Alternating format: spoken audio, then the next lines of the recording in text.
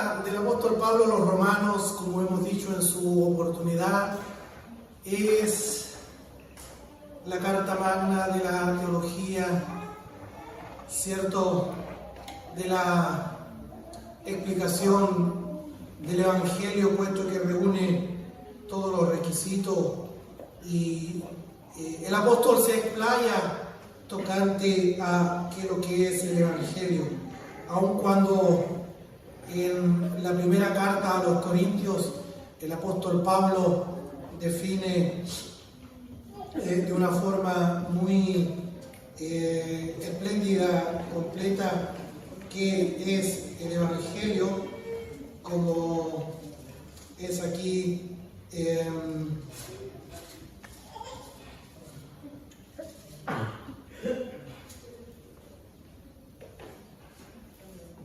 Primera a los Corintios capítulo 15, dice: además os declaro, hermanos, el Evangelio que os he predicado, el cual también recibisteis, en el cual también perseveráis, por el cual asimismo, si retenéis la palabra que os he predicado, sois salvos si no creísteis en vano. Porque primeramente os he enseñado lo que asimismo recibí, y reitera que él está replicando, está vertiendo en la iglesia lo que él en su primer momento había recibido, es a saber, cuando va camino a Damasco persiguiendo a la iglesia y es convertido por el Señor, ¿cierto?, de una forma milagrosa, ¿cierto?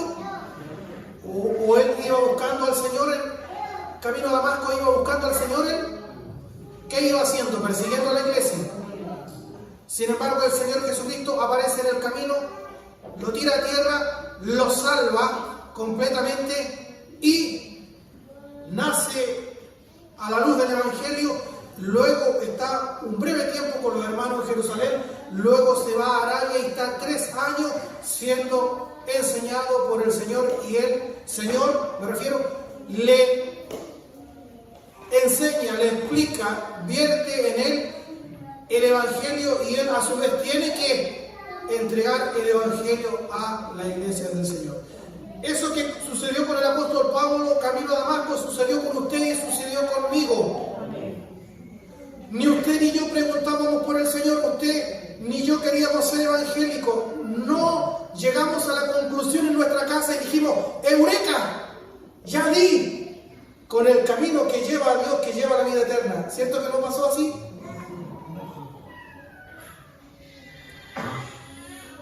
¿Cuántos de ustedes no querían ser evangélicos? Vinieron por probar, sin saber que Dios estaba usando esos distintos medios en su providencia para traernos aquí. Y usted y yo ya estábamos señalados, designados, predestinados para que llegáramos a esta iglesia. Desde la eternidad pasada, Dios le había regalado a su Hijo Jesucristo un pueblo, y usted y yo éramos parte de ese pueblo.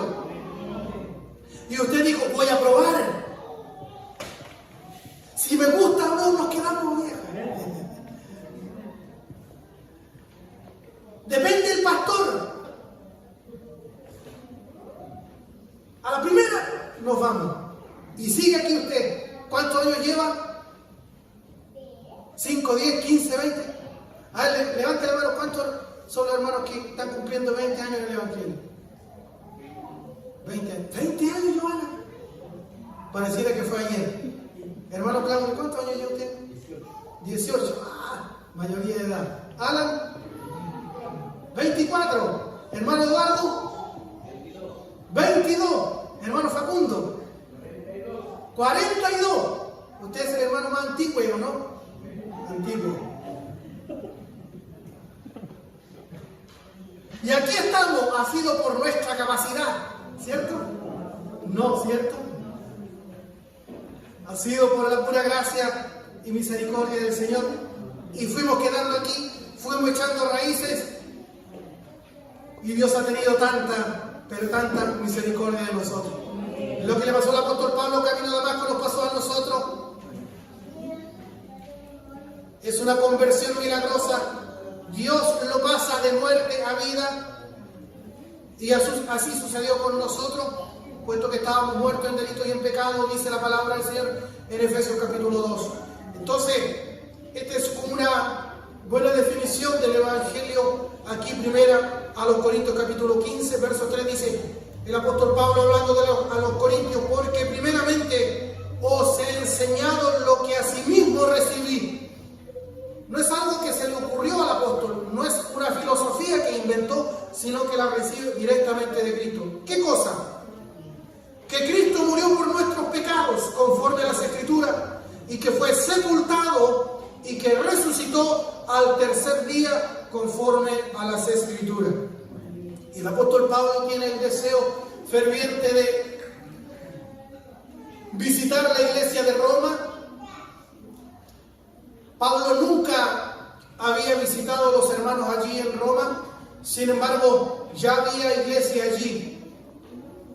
No había sido Pablo el que había plantado esa iglesia, sino que se cree que fueron algunos hermanos que habían estado allí en el aposento alto cuando fue derramado el Espíritu Santo en el día de Pentecostés, y habían de distintas nacionalidades, y allí había unos hermanos romanos que llevaron el Evangelio allí a su ciudad, a Roma.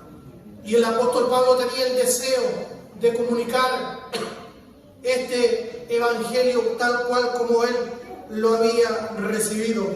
Porque no me avergüenzo del Evangelio, dice el apóstol Pablo, porque es poder de Dios para salvación a todo aquel que cree, al judío primeramente y también al griego, a todas las naciones. Porque en el Evangelio la justicia de Dios se revela por fe y para fe.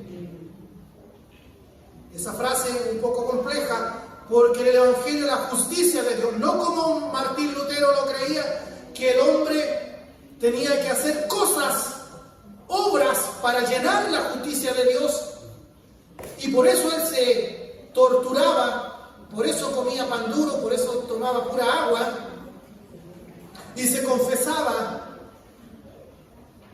Muchas horas invertía allí en el monasterio.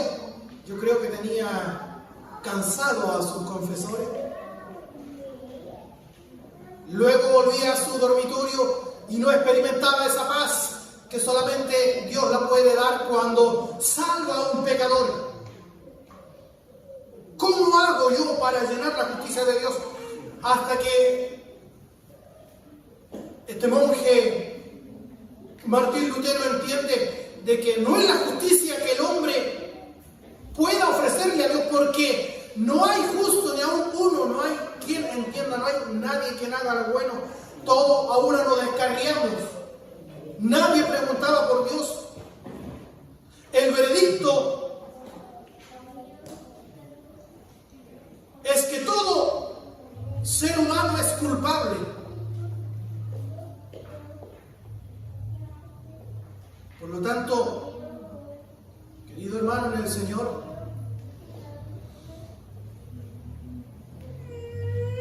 tenemos que entender que en el Evangelio viene la justicia como un regalo, como una provisión que Dios trae al pecador en su Hijo Jesucristo, porque el Evangelio es Dios viniendo a rescatar a sus hijos. Y manda a su Hijo Jesucristo a vivir la vida que usted y yo podíamos vivir rectamente delante de Él, a cumplir el pacto de obras y a morir nuestra muerte, cargar nuestros muchos pecados. Entonces, porque en el Evangelio la justicia de Dios se revela por fe y para fe, desde la fe y hacia la fe. Todo comienza con la fe en el Señor Jesucristo.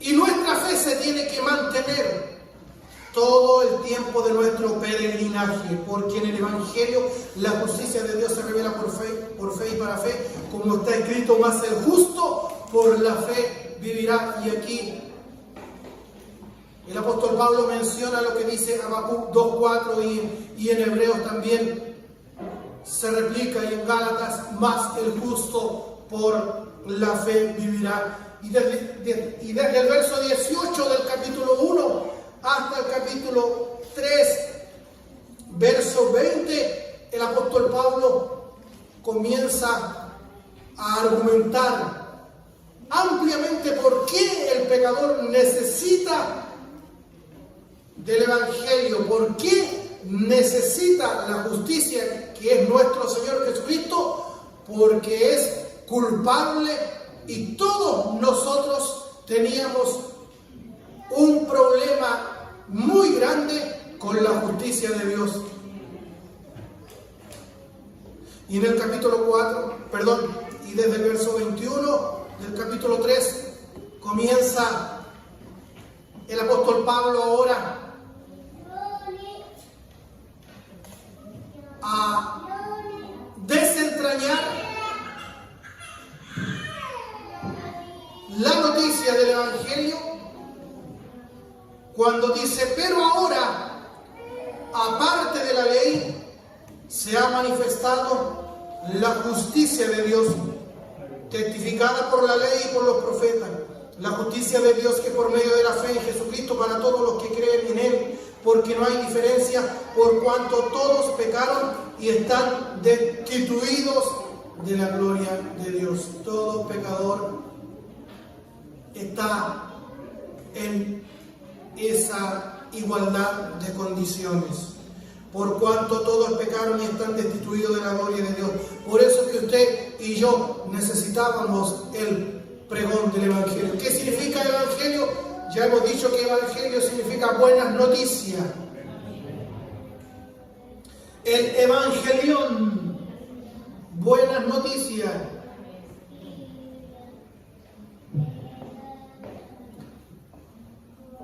Cuando Felipe, amante de los caballos, tuvo un hijo al cual le puso Juan Carlos, Carlomagno, le dijeron: Evangelión, buenas noticias, te ha nacido un varón. Entonces se usaba secularmente, por así decirlo, la palabra evangelio, buenas noticias. Y el Evangelio, ¿en qué sentido son buenas noticias para nosotros? Para que podamos entender y apreciar nosotros estas buenas noticias. Querido hermano, tengo que hacer un recuento con usted. No importa que vayamos un poquito para adelante y para atrás, que usted escuche a este pastor repetir algunos conceptos domingo tras domingo. No importa, hasta que usted se arme aquí en su cabecita y en su corazón la convicción de la buena noticia, el Evangelio. El pecador jamás va a apreciar la buena noticia del Evangelio si primeramente no se le hace participante o no se le informa las malas noticias. ¿Cuáles eran las malas noticias? Suya y mía. Que usted y yo éramos culpables, estábamos enemistados con Dios. ¿Sí o no?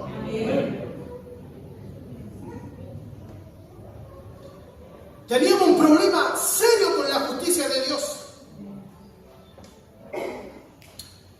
Pecadores, empedernidos, y no podíamos dar con la puerta de la salvación, ni tampoco queríamos. Ni tampoco estábamos en capacidad. Reitero eso, ninguno de nosotros estaba capacitado, ningún pecador está capacitado para dar por la puerta del reino. Es Dios quien viene y hace la obra en el pecador para que pueda aceptar al Señor Jesucristo como su único y personal Señor y Salvador.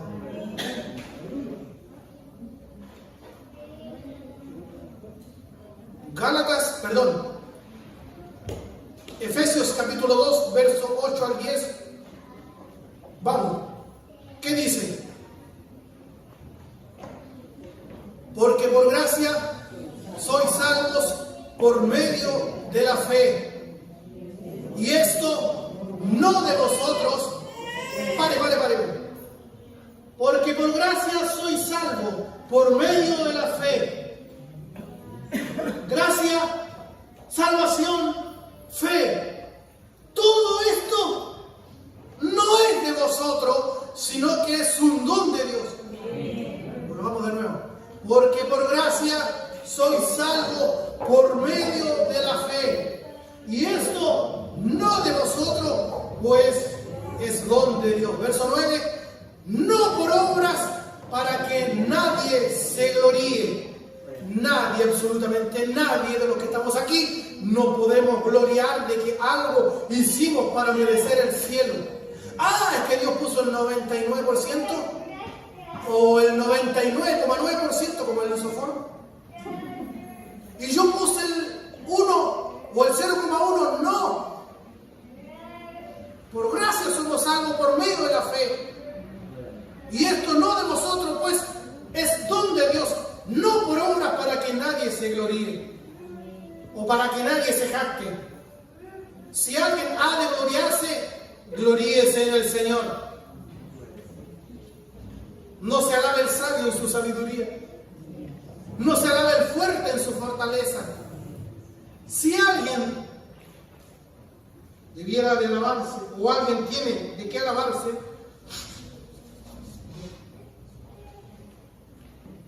alabes en esto, dice Dios, en conocerme.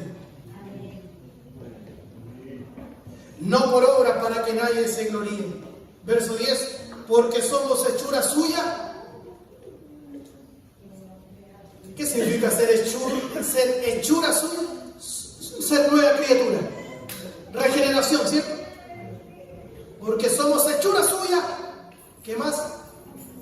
Creados en Cristo Jesús para, y ahí está el propósito, ¿para qué lo llamó el Señor aquí? ¿Para qué lo trajo? Usted es nueva criatura, fue creado para buenas obras, las cuales Dios preparó de antemano en su eternidad pasada, para que anduviésemos en Él.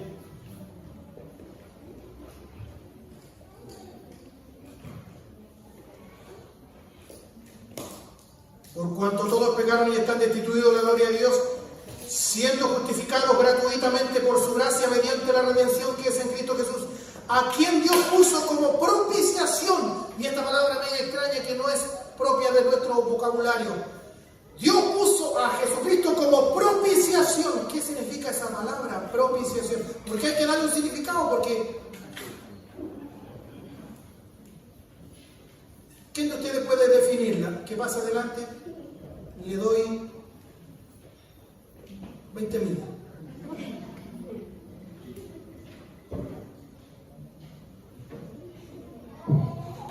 Estoy aquí en Romanos 3:25. ¿A quién Dios puso como propiciación por medio de la fe en su sangre para manifestar su justicia? A ver, a causa de haber pasado por alto en su paciencia los pecados pasados. ¿Pero qué significa la palabra propiciación? Dios el Padre puso al Señor Jesucristo como propiciación para aplacar su ira.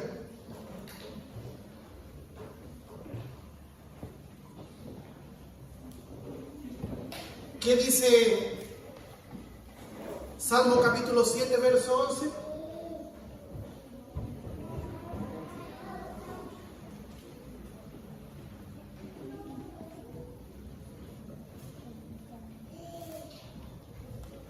Dios es juez justo y Dios está airado contra el impío, contra el pecador, todos los domingos, dice, ¿cierto? No, ¿qué dice? No me culpe a mí, lo dice la Biblia, lo dice su Biblia. El Salmo 7. ¿Su Biblia tiene el Salmo 7? Su Biblia tiene el Salmo 11, tiene el verso 11. Si su Biblia tiene el Salmo 7, pero se salta el verso 11, esa Biblia no sirve. ¿Lo tiene? ¿Lo chequeo? ¿Sí? ¿Lo tiene? Muy bien.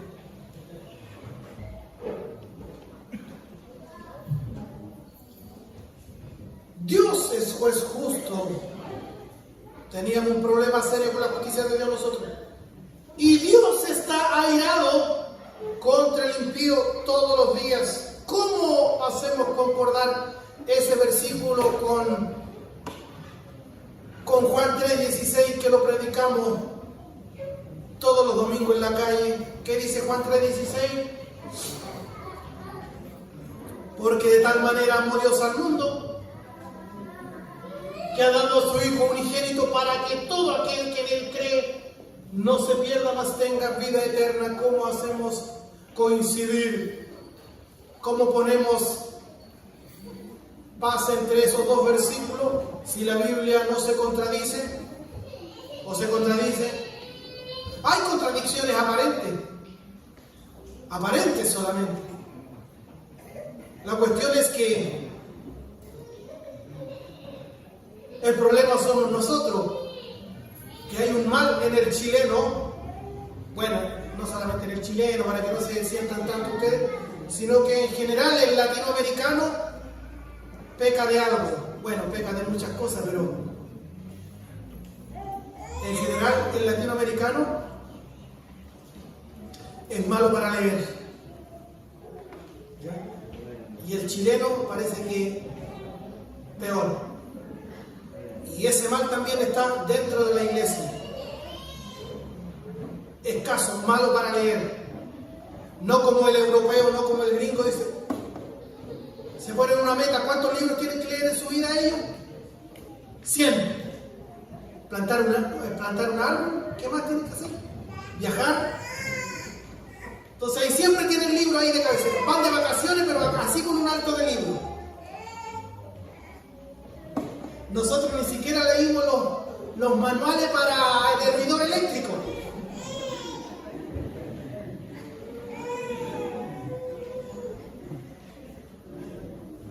¿Quién fue el que puso el hervidor eléctrico en la cocina? ¿A alguien le pasó? A ver. ¿A quién le pasó? Un hermano de esta iglesia, parece. Puso el hervidor eléctrico, le echó agua al hervidor eléctrico y prendió la cocina y puso el hervidor encima. A ver, ¿a quién le pasó? ¿Ah? ¿Quién está hablando?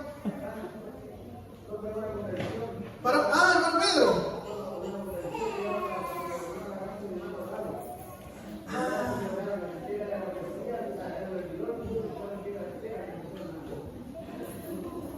¿Ve?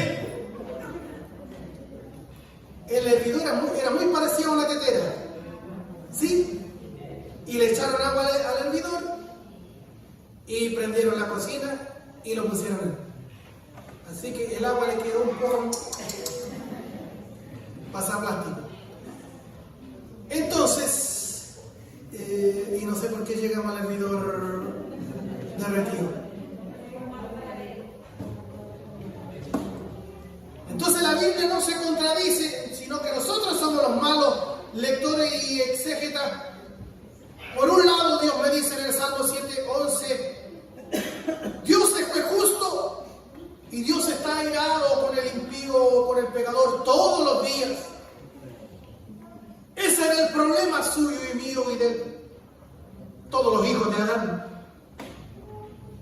Entonces Dios manda a su Hijo Jesucristo como propiciación para aplacar su ira y para manifestar su justicia a causa de haber pasado por alto en su paciencia los pecados pasados, con la mira de manifestar en este tiempo su justicia, a fin de que Él sea el justo y el que justifica al que es de la fe.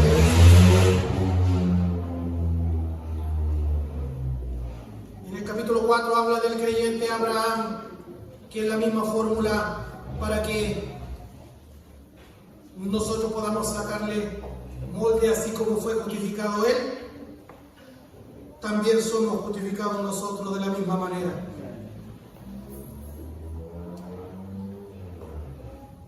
Porque el creyente Abraham, padre de los judíos, recibe todas las promesas, pero él, cuando fue justificado, él no era judío, ¿cierto? Cuando él fue justificado no era judío todavía, era un gentil. ¿Sí? ¿Me siguen? Sal de tu tierra y de tu parentela a la tierra que yo te mostraré. Todavía no existía la nación judía. Sin embargo, su fe le fue contada por justicia y él era un gentil e incircunciso, y en esa condición creyó y esa fe le fue contada por justicia. De la misma manera sucede con nosotros. Y en el capítulo 5 hemos asomado acá a los resultados o a los frutos de la justificación. Y dijimos del versículo 1 al versículo 11, aquí tenemos la seguridad absoluta de nuestra salvación. Justificados pues por la fe, tenemos paz para con Dios por medio de nuestro Señor Jesucristo. ¿Paz para quién? Paz para con Dios por medio de nuestro Señor Jesucristo. Esos son los resultados inmediatos de haber sido justificados. Tenemos paz inmediatamente con Dios el Padre porque somos reconciliados y pasamos a tener contacto, entrada por la fe a esta gracia en la cual estamos firmes y nos gloriamos en la esperanza de la gloria de Dios. Y no solo esto, sino que también nos gloriamos en las tribulaciones. Verso 8, más Dios muestra su amor para con nosotros en que siendo aún pecadores, Cristo murió por nosotros. Pues mucho más, estando ya justificados en su sangre, por Él seremos salvos de la ira. Porque si siendo enemigos fuimos reconciliados por Dios por la muerte de su Hijo, mucho más estando reconciliados seremos salvos por su vida.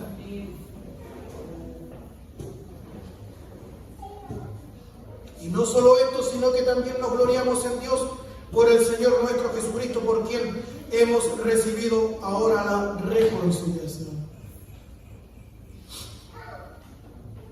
Y el versículo 12 al 21 nos habla cómo es que Dios lo hace, cómo es que Dios lleva a cabo esta regeneración y esta reconciliación. Y veremos un contraste entre Adán y el Señor Jesucristo. Una visión general. Debo decirle que vamos a estar algunos domingos aquí estacionados en estos versículos del 12 al 21. Es importante ver el panorama general. Luego vamos a ir deteniéndonos en los puntos que sean más necesarios. Entonces, el versículo 12 al 21 nos muestra el que está en Cristo y el que está en Adán. La historia de la redención. La base teológica, ¿por qué somos salvos por la vida de Cristo o por la vida en Cristo? Pablo enfatiza de que estamos en Cristo, no en Adán. Para Dios, en torno a la salvación, solo hay dos tipos de hombres: aquellos que están en Adán y aquellos que están en Cristo. Dios ha designado en su plan eterno dos cabezas representativas. La primera cabeza federal, como se dice, Adán, representaba a todos sus descendientes, y el otro, la otra cabeza federal, nuestro Señor Jesucristo, representa a todos los hijos de Dios.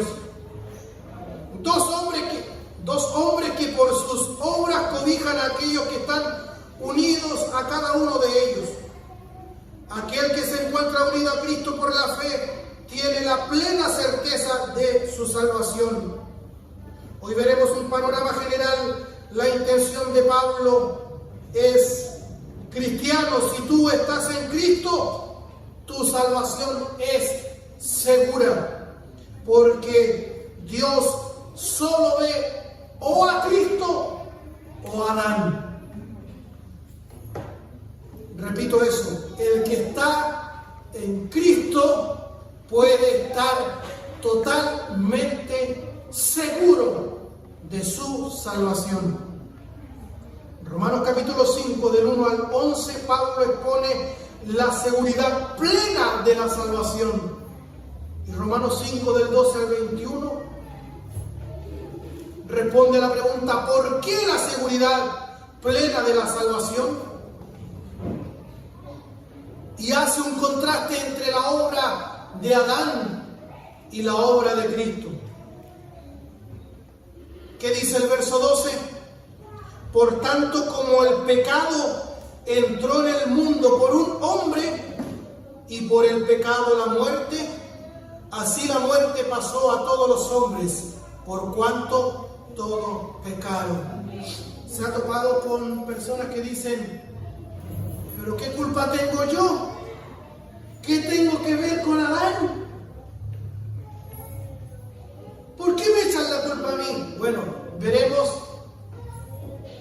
de qué manera estamos nosotros vinculados a Adán. Porque ya hemos leído: por cuanto todos pecaron,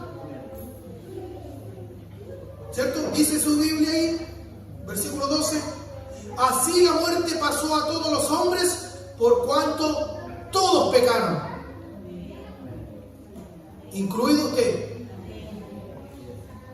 Incluido usted, pastor, dígame. Todos pecamos.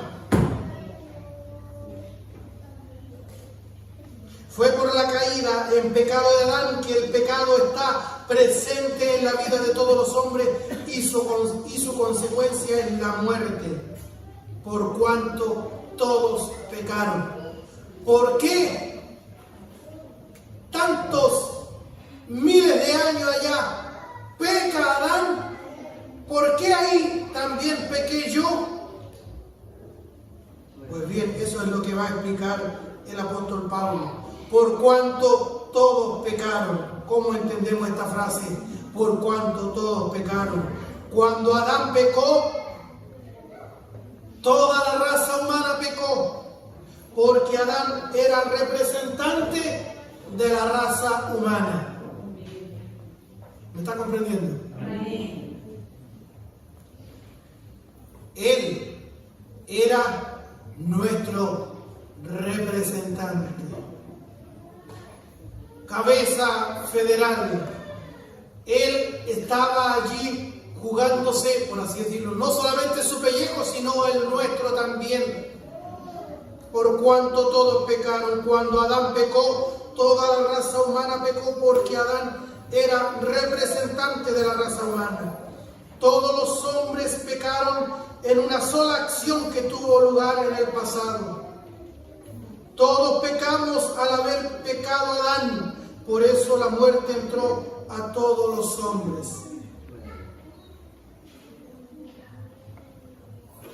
¿Qué dice el verso 13? Pues antes de la ley había pecado en el mundo, pero donde no hay ley no se inculpa de pecado. Pablo habla de la veracidad de la frase por cuanto todos pecaron. Desde Adán hasta Moisés no había una ley explícita, ¿o sí? No la había. Dios no había promulgado su ley de forma escrita tampoco. Entonces no hay un quebrantamiento literal de ninguna ley y por ende no se podía imputar pecado si nadie estaba quebrantando ninguna ley específica. Pero aún en ese periodo, desde Adán hasta Moisés, seguía muriendo gente.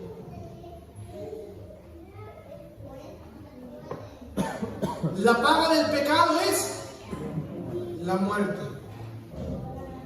Desde Moisés en adelante recién Dios promulga su ley.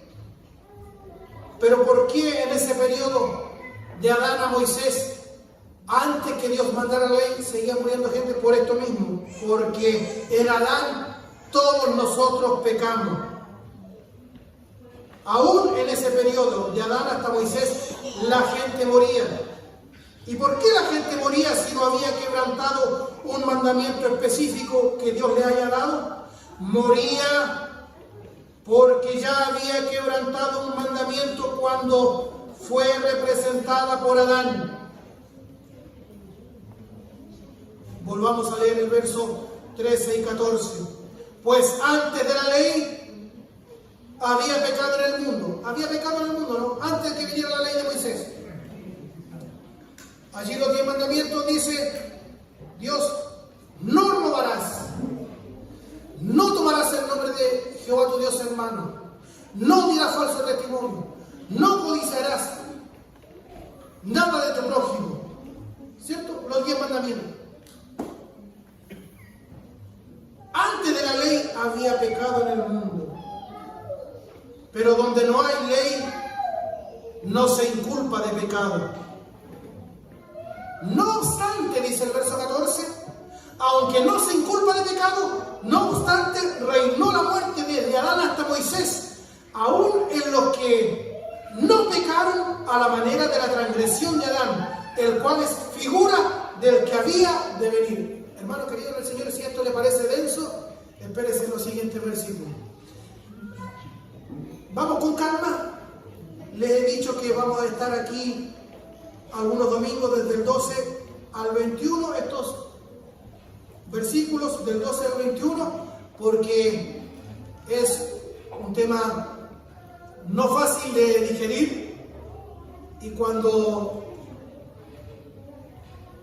no se está captando muy bien, tendemos a desconcentrarnos, como que más calor hace y usted me mueve el abanico y me pongo nervioso para terminar luego.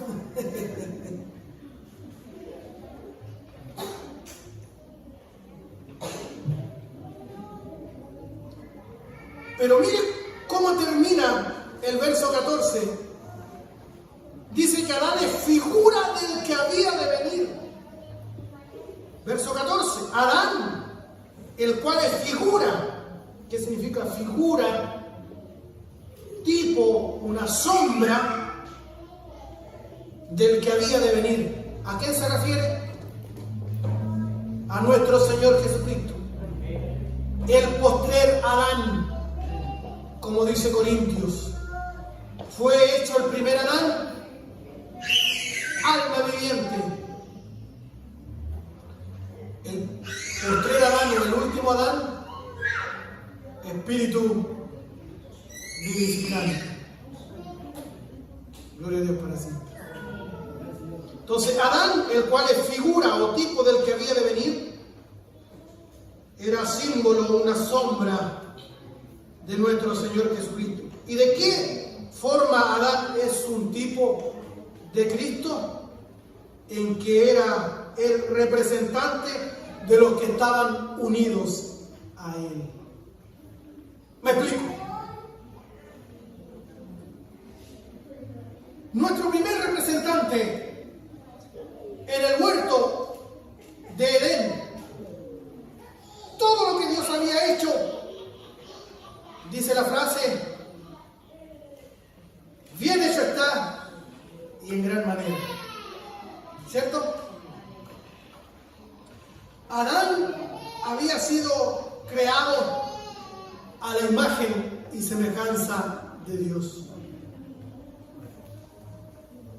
Y él, cuando recibe esa orden de Dios de todos los árboles del huerto podrás comer, más del árbol y del fruto que está en medio del huerto no comeréis, porque el día que comas, ciertamente moriréis. Luego viene la serpiente antigua, Satanás el diablo, y tienta a Adán. ¿Y qué es lo que le dice él? No moriréis. Bien sabe Dios que el día que comáis del fruto serán abiertos vuestros ojos y seréis como Dios. Entonces el primer Adán quiso ser como Dios, tuvo un espíritu y un sentimiento egoísta, se olvida del mandamiento de Dios y no mide las consecuencias a su descendencia, sino que hizo lo que había en su corazón. ¿Qué es lo que había en su corazón? Desobediencia. Peca, recibe de inmediato la consecuencia de ser separado. No muere de inmediato, físicamente, no muere de inmediato, pero ahí comienza la debacle, comienza la corrupción. Luego se empieza a poner canoso. No me miren feo, yo también tengo algunas caras. Porque, mire, Dios formó al hombre maravilloso, perfecto, sin guata. Yo creo que tenía caluga. ¿Me entiendes? Porque todo lo que había hecho Dios era perfecto, maravilloso, bueno en gran manera. No lo hizo pelado, ¿cierto? Sino que bonito el hombre, bonita la mujer. Se dice que el ser humano, los más superdotados, llegan a ocupar el 10% del cerebro. Los más dotados llegan a ocupar el 10% del cerebro, de la materia gris. ¿Cuánto ocupamos nosotros entonces?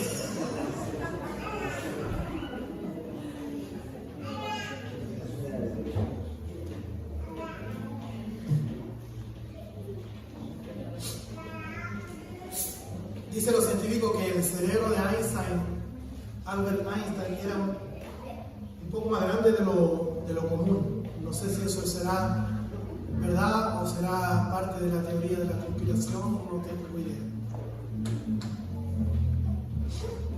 Pero ¿cuánto cree usted que Adán en el huerto del Edén, cuánto porcentaje de su cerebro usaba? ¿El 10? ¿El 15? ¿50? ¿El 100? Si todo lo que Dios hizo, lo hizo perfecto, lo hizo a su imagen y semejanza. Oiga, tenía el 100. ¿Qué coeficiente intelectual más maravilloso tenía Adán? El hombre más sabio, la Biblia, ¿cuál fue?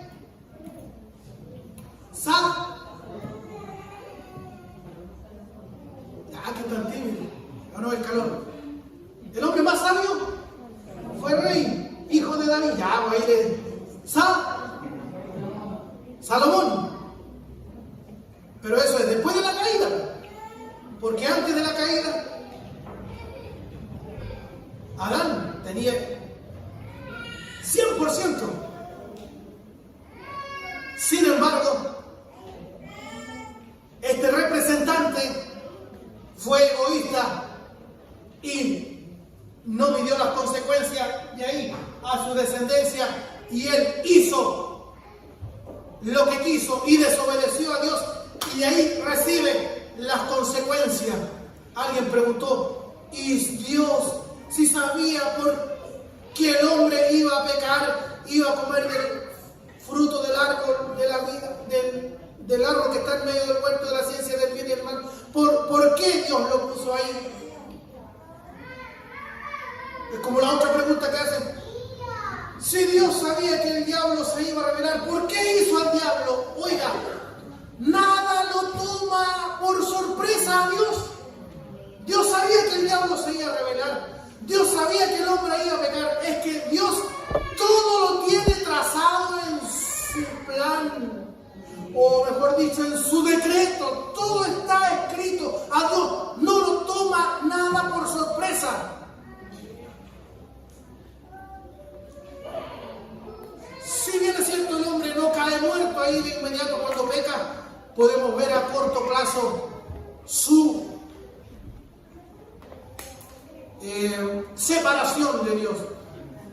Bueno, aparte de su separación física, que Dios lo expulsa del paraíso y pone un ángel, ¿cierto?, custodiando el paraíso y una espada encendida revolviéndose para cuidar el acceso al árbol de la vida. El hombre tiene que descender a la sepultura. Y de ahí en adelante, como yo decía jocosamente recién, el hombre comienza a ponerse feo, canoso, pelado, guatón, las patas de gallo.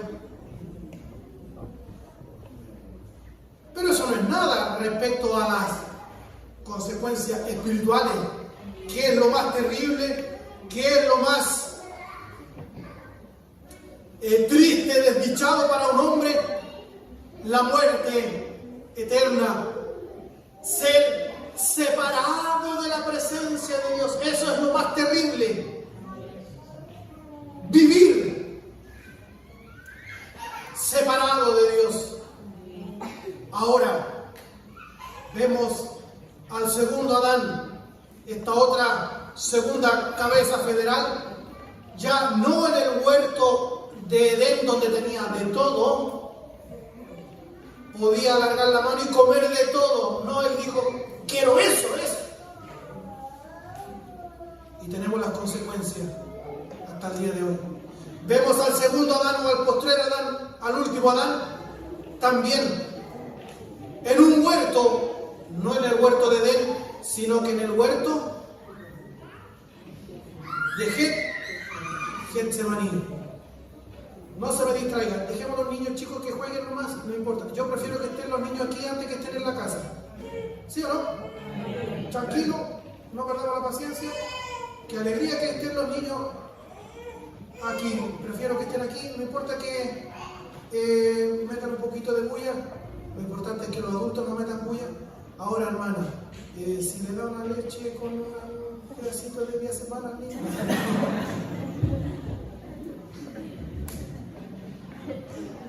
Vaya, no vaya a hacer caso.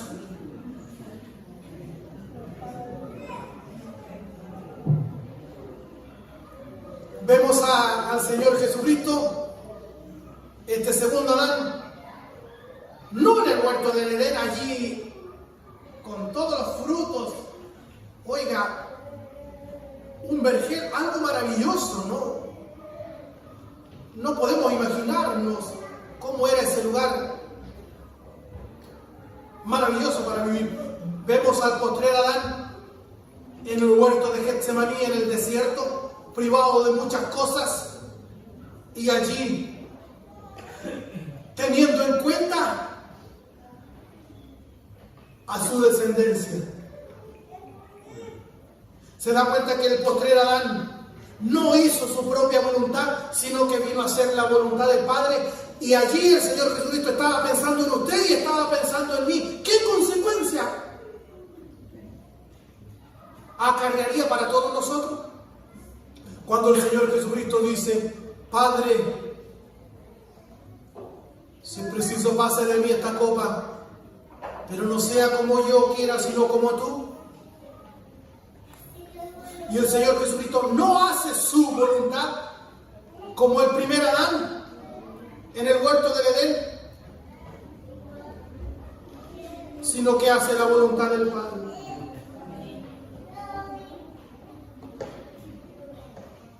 Y como Él predicaba con el ejemplo, en Mateo capítulo 6, verso 9 en adelante, le enseña a orar a sus discípulos y le dice, vosotros oraréis así. Padre nuestro que estás en los cielos. Así tienen que ser nuestras oraciones también, querido hermano. Entregarle a Él primeramente la adoración, la honra, la gloria y la alabanza. No pedirle al tiro arroz, fideo, té, cigarro. Me miraron. No, vosotros oraréis así: Padre nuestro que estás en los cielos, santificado sea tu nombre. Eso tiene que ser lo primordial, que el nombre de Dios sea santificado. Nosotros santificar su nombre, vivir para su gloria y disfrutar de Él. Venga a nosotros su reino. Hágase, Señor, su voluntad, así como en el cielo también en la tierra. Y luego también pide el pan cotidiano, ¿cierto? Entonces el postrer Adán hace no su propia voluntad, sino que hace la voluntad del Padre. Aunque Adán es figura de Cristo, en cuanto a representante, sus resultados fueron totalmente diferentes. ¿Qué duda cabe?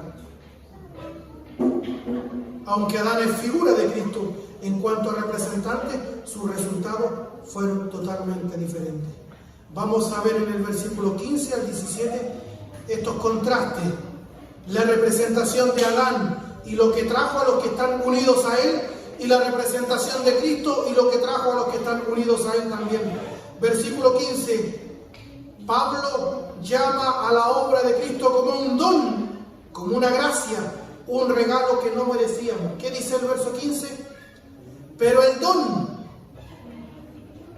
no fue como la transgresión, porque si por la transgresión de aquel uno, de Adán, murieron los muchos, abundaron mucho más para los muchos la gracia y el don de Dios por la gracia de un hombre, Jesucristo. Hoy, en un solo versículo, ¿cuántas veces nombra la palabra don, gracia, don, regalo? Vuelvo a leerlo para que nos quede claro. Ya hemos dicho en otra ocasión que al apóstol Pablo no le interesa redundar: gracia, gratuito, don, regalo, con tal de que nos quede en claro a nosotros que esto es, me refiero a la justificación, a la salvación, esto es un regalo de Dios. ¿Sí? Pero el don no fue como la transgresión, porque si por la transgresión de aquel uno murieron los muchos, abundaron mucho más para los muchos la gracia y el don de Dios por la gracia de un hombre, Jesucristo. Pablo llama a la obra de Cristo como don, como gracia, como regalo, algo que no merecíamos. Cristo, el regalo de la obra redentora, nuestra cabeza federal de todos nosotros, actuó pensando en todos nosotros, hizo la voluntad del Padre. Adán hizo su propia obra. Como cabeza federal, sus actos afectaron a su descendencia. Su acción fue egoísta, hizo su propia voluntad. Verso 16.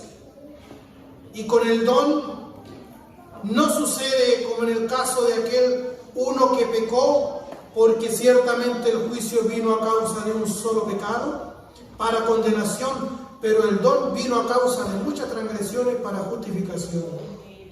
Aquí está la magnificación de la gracia divina. La gracia muestra su grandeza aquí en el versículo 16. La gracia muestra su grandeza en que la condenación vino a causa de una transgresión, de un pecado. ¿Lo notó? Lo dice el verso 16. La gracia muestra su grandeza en que la condenación vino a causa de una sola transgresión, de un pecado, de Adán. Un solo pecado vino la condenación. Pero con el don es muy distinto. Con el don, con la gracia, con el regalo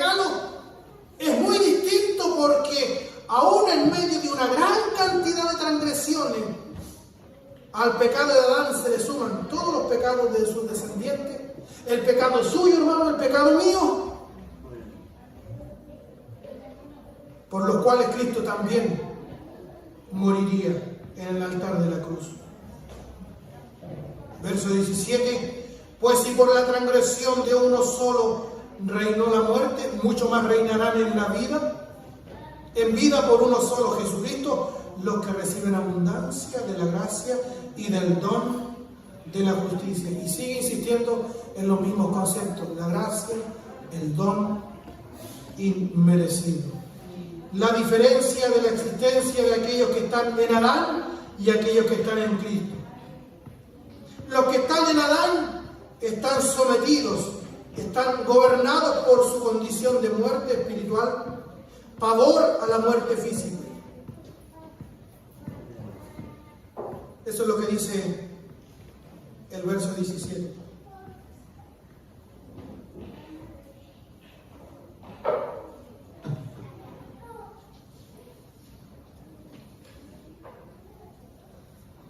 Pues si por la transgresión de uno, Adán, reinó la muerte,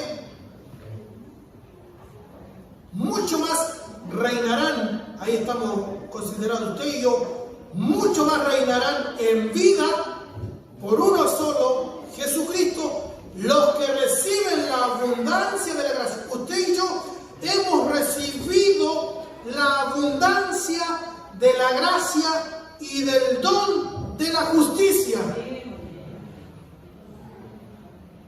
Entonces los que están en Adán son gobernados por la muerte espiritual. Los que están en Adán están sometidos, están gobernados por su condición. ¿Cuál es su condición? Muerte espiritual. Y tienen pavor a la muerte física. La muerte es su rey, su gobernante, en torno a su incapacidad espiritual y su terror a la muerte física.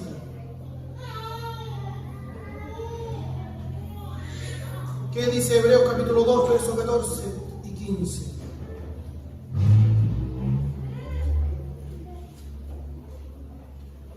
Hebreos 2, 14 y 15. Así que, por cuanto los hijos participaron de carne y sangre, Él, o sea Cristo, también participó de lo mismo, para destruir por medio de la muerte al que tenía el imperio de la muerte, esto es al diablo,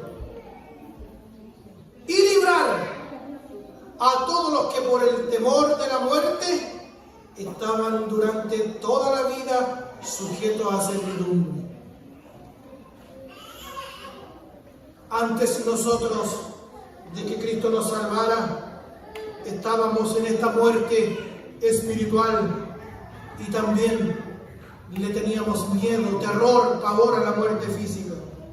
La muerte, los que están en Adán, la muerte es su rey, la muerte es su gobernante, en torno a su incapacidad espiritual y su terror a la muerte física.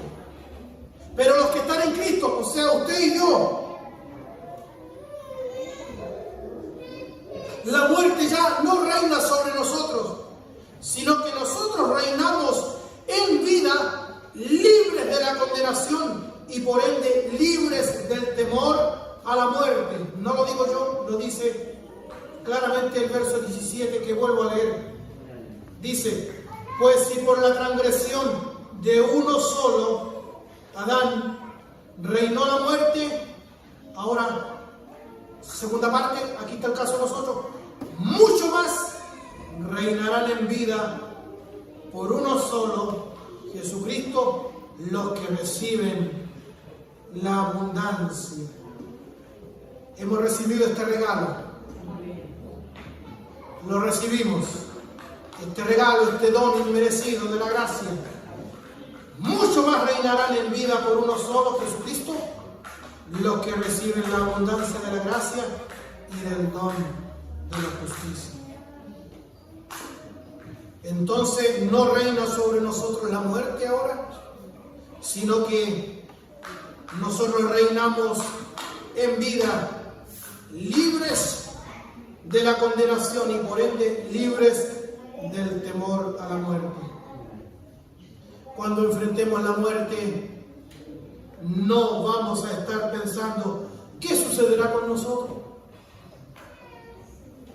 No es que nos vamos a ir por el túnel negro sin saber a dónde vamos, sino que ya tenemos la seguridad.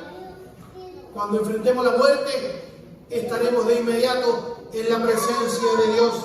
Tenemos la absoluta certeza de que estaremos en la gloria de nuestro Dios. Así sucedió con nuestro amado pastor.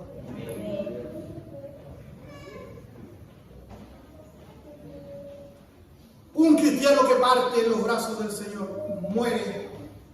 No está sufriendo en ese proceso. ¿Para dónde voy? ¿Qué va a hacer de mí? No. Los que están en Cristo tienen la absoluta seguridad de que son salvos. ¿Estamos claros? Hasta ahí. ¿Usted está en Cristo? Ninguna condenación hay para usted. Usted ha pasado de muerte a vida y su salvación es total, completa y absolutamente segura.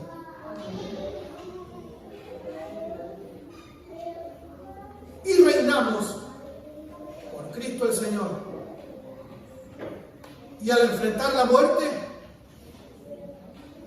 no tendremos terror, sino que tendremos la certeza absoluta de que inmediato estaremos en la presencia de Dios, el Padre.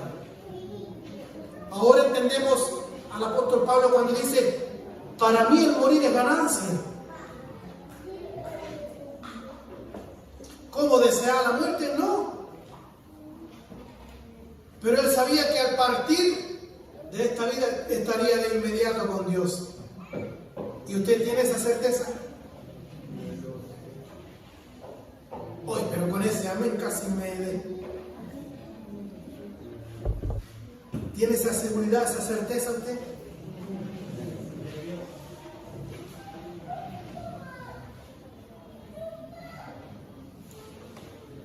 De cierta manera, nosotros somos eternos, tenemos eternidad.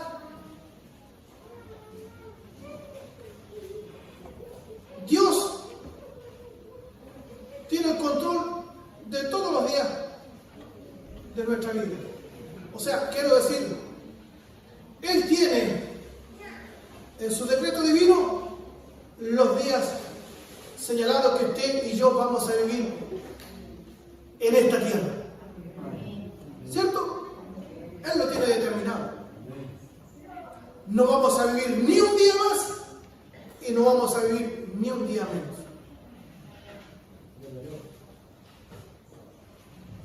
Entonces, de ese punto de vista, cuando veamos que nos acercamos allá al final de nuestros días, todos pensamos que vamos a vivir 90, 100 años. Pero miren lo que pasó con nuestro amado pastor. Su madre muere de 110 años más o menos. El abuelo Delfín, más o menos. Siempre pensamos que nosotros, mi pastor, fácil a los 90 años. Yo tenía otra cosa, 77, 40 años de ministerio, lo llama a su presencia. ¿Usted cree que mi pastor todo afirmado así en la camilla en el hospital? ¿Qué va a hacer de mí, Señor? ¿Para dónde voy? No, el que está en Cristo tiene una seguridad absoluta que al morir, a la milésima de segundo, al despertar en la otra vida, está de inmediato con Dios. Completamente seguro. Entonces el que está en Adán, muerte espiritual, y tiene terror a la muerte física también. Los que están en Cristo, no. Dice aquí, mucho más reinarán en vida. Reinarán en vida, dice. Mi Biblia dice así, su Biblia también. Mucho más reinarán en vida por uno solo, Jesucristo, los que reciben la abundancia. No es mezquina, es la abundancia de la gracia. ¿Qué es lo que es la gracia? Este don inmerecido. Mucho más reinarán en vida por Jesucristo los que reciben la abundancia de la gracia y del don de la justicia.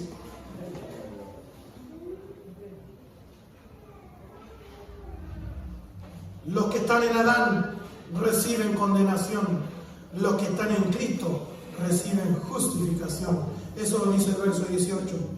Así que, como por la transgresión de uno, o sea, Adán, vino la condenación a todos los hombres, de la misma manera, por la justicia de uno, Cristo el Señor, vino a todos los hombres la justificación de vida. Los que están en Adán reciben condenación. En otro tiempo, nosotros decimos cuando éramos mundanos, éramos hijos de Adán. ¿Qué nos heredó él? Condenación. ¿Qué dice Dios en su palabra? Culpable. Pero ahora que estamos en Cristo,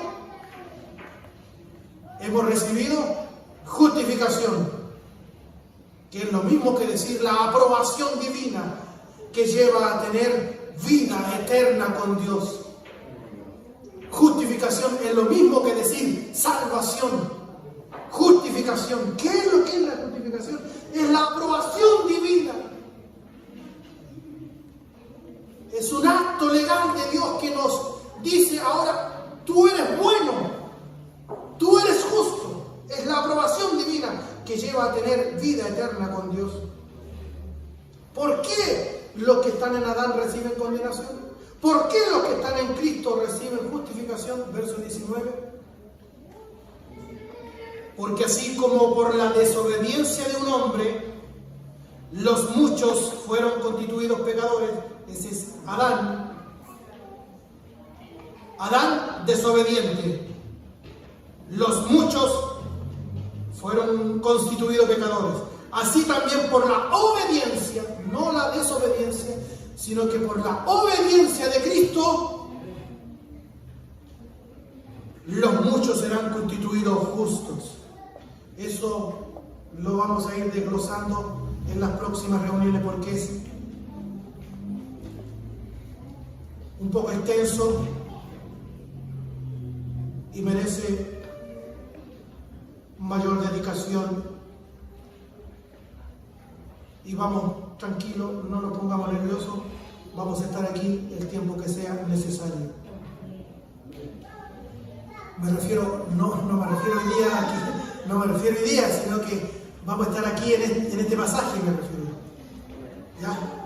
¿Hay algunas que están tomando la cartera? No, tranquilo. Verso 19, ¿por qué los que están en Adán reciben condenación?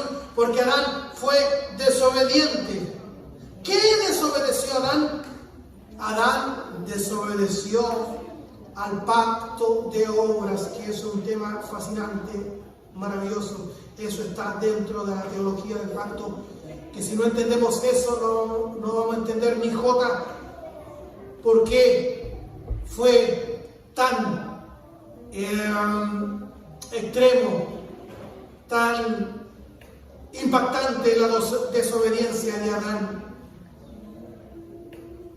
Adán desobedeció. ¿Qué desobedeció? Lo vamos a ir viendo. Pero quiero decirle, pacto de obras. ¿Y por qué los que están en Cristo reciben justificación? Por la obediencia de Cristo. ¿Qué obedeció Cristo? Entonces es importante ir y saber y enterarnos qué es lo que es el pacto de obras. A saber, 3 grandes pactos. En la Sagrada Escritura hay algunos más, pero los 3 grandes, Efesios capítulo 3, Efesios capítulo 1 del verso 3 al 14, el pacto eterno de redención, pacto de obras y el nuevo pacto, el pacto de gracia. Allí está todo concatenado. La obediencia pasiva y activa de nuestro Señor Jesucristo. Así que por la transgresión de uno vino la condenación a todos los hombres, de la misma manera por la justicia de uno vino a todos los hombres la justificación de vida.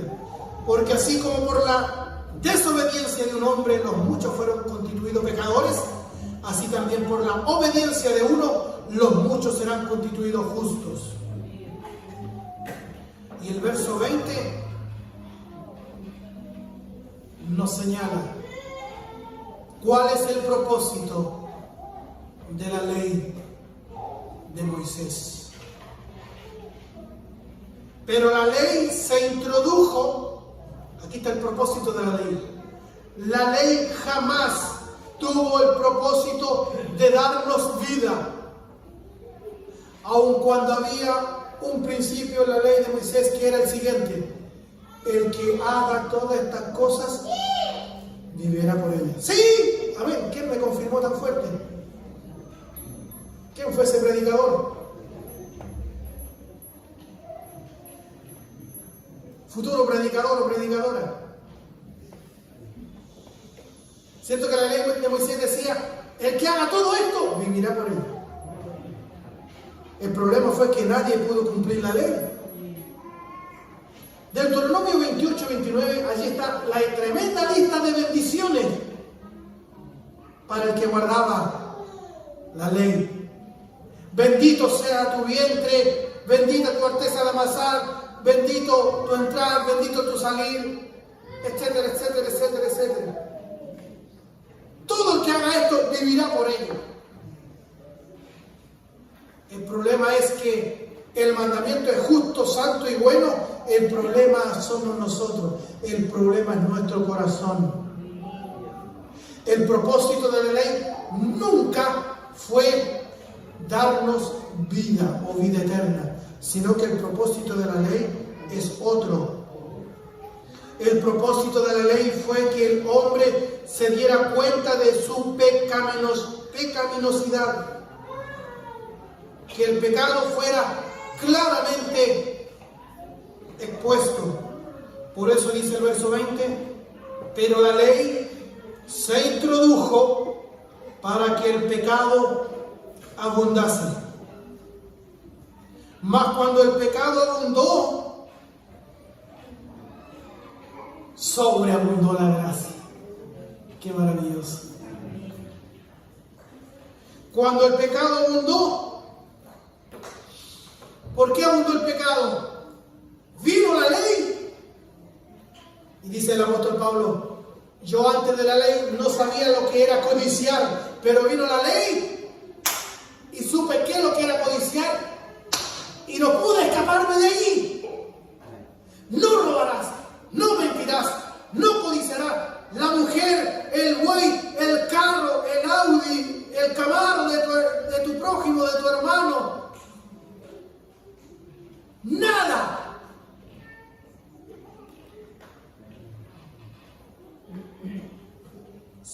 Abundó el pecado, pero cuando abundó el pecado, la ley expuso el pecado del corazón del hombre.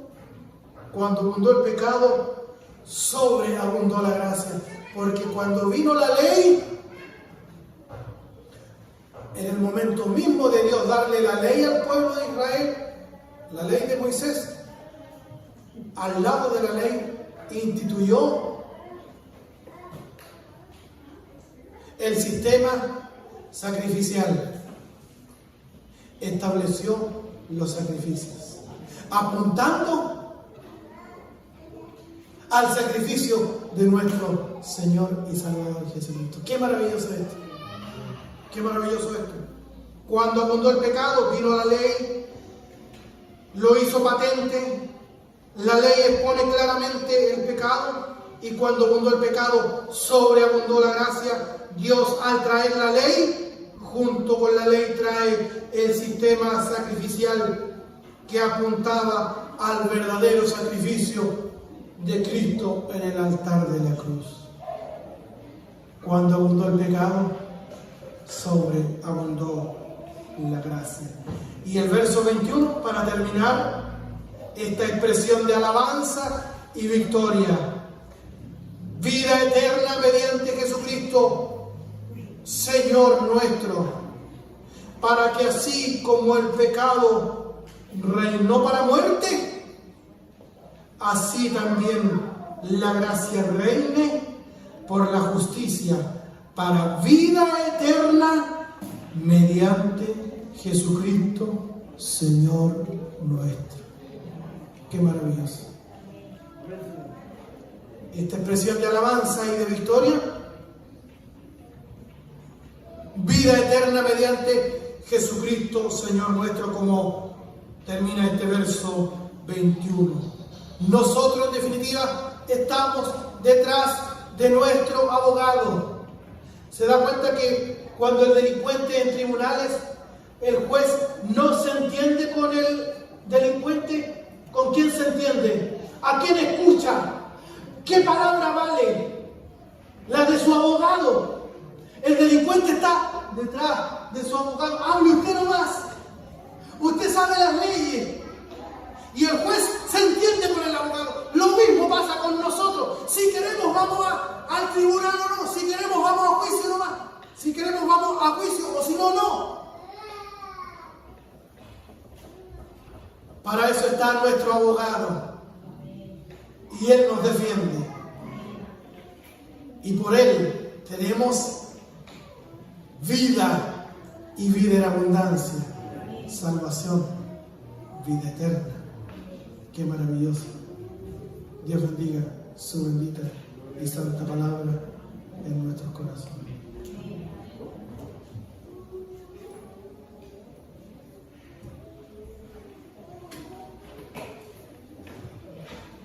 Cerremos la Biblia.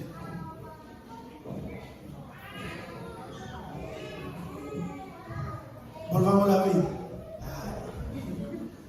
¿Suficiente con esto? Dios bendiga su bendita palabra en nuestros corazones. Y el próximo domingo volveremos a los mismos versos del 12 al 21 y verán que hay riquezas maravillosas. Ahora nosotros estamos en Cristo nuestro Señor. Y esta gracia abundante la recibimos.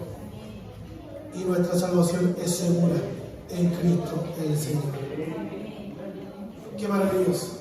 Y mañana vamos a ir a nuestro trabajo. Bueno, a la universidad no, están de vacaciones los chiquillos. Y con esa satisfacción, con esa inmensa seguridad que somos hijos de Dios y la vida eterna nos espera. Qué maravilloso. Para mi Señor, honra, gloria y alabanza para siempre. Oremos al Señor.